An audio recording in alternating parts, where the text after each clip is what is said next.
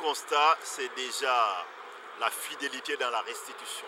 Parce que n'oublions pas que l'objectif du dialogue, c'était avant tout déjà de laisser la parole libre à tous les acteurs de la justice, que ce soit les avocats, les magistrats, les huissiers et les autres corps, mais également les citoyens au nom de qui la justice est rendue, mais également les anciens détenus qui connaissent le système de l'intérieur. Donc rien d'étonnant. On est en démocratie, la justice est rendue au nom du peuple. Il est tout à fait normal que les différentes sensibilités de la société s'expriment. C'est pour ça que nous avons des points d'accord et nous avons des points de désaccord où en tout cas on n'a pas pu trouver le consensus, notamment la réforme du code de la famille concernant l'autorité parentale ou encore le maintien ou pas du ministre de la Justice ou du président de la République au niveau du Conseil supérieur de la magistrature. Donc c'est tout à fait normal.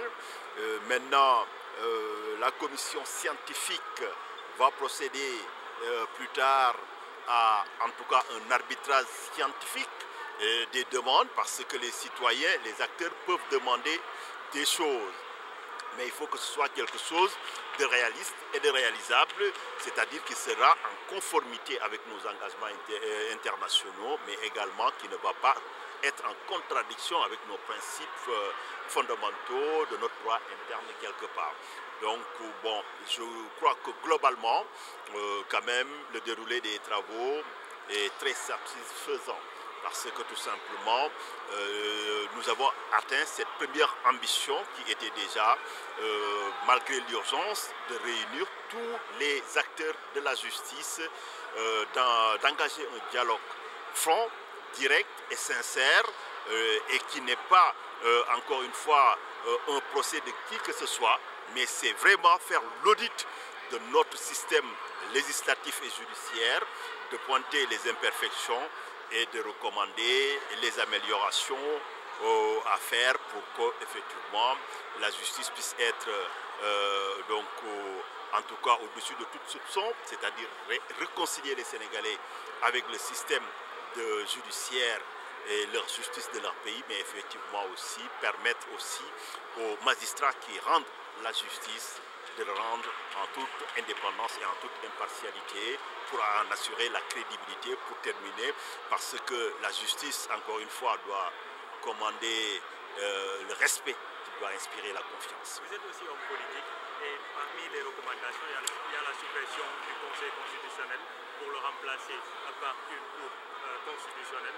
Déjà, en tant que politique, en tenant compte en fait de tous ces différents qui sont intervenus durant la période préélectorale jusqu'à la période post-électorale, comment voyez-vous en fait cette recommandation qui vise à changer le Conseil constitutionnel? Nous applaudissons par rapport à cette recommandation parce que l'application d'une telle recommandation va nous permettre d'approfondir la démocratie et l'état de droit au Sénégal.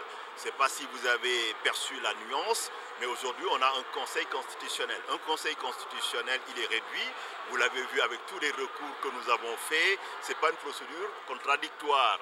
Et il n'y a que par exemple un dixième des députés qui peuvent l'attaquer. Une cour, c'est avec des compétences beaucoup plus élargies, déjà des compétences en matière de droits de l'homme, donc ça veut dire que les citoyens pourraient saisir demain directement comme ils saisissent la Cour suprême, le Conseil constitutionnel. Et je pense effectivement que ça procède du renforcement de l'état de droit, la possibilité pour les citoyens d'attaquer la loi, les règlements ou d'autres actes pris par les autorités donc, devant le Conseil constitutionnel permettra de garantir la conformité à la Constitution et aux engagements internationaux du Sénégal. Je pense que c'est une avancée. Autre chose aussi, nous l'avons vu en matière électorale, donc avec tous les contentieux que nous avons eus, le Conseil déjà, donc ce sont des nominations par le président de la République avec des magistrats quasiment professionnels on va dire, et peut-être l'élargissement donc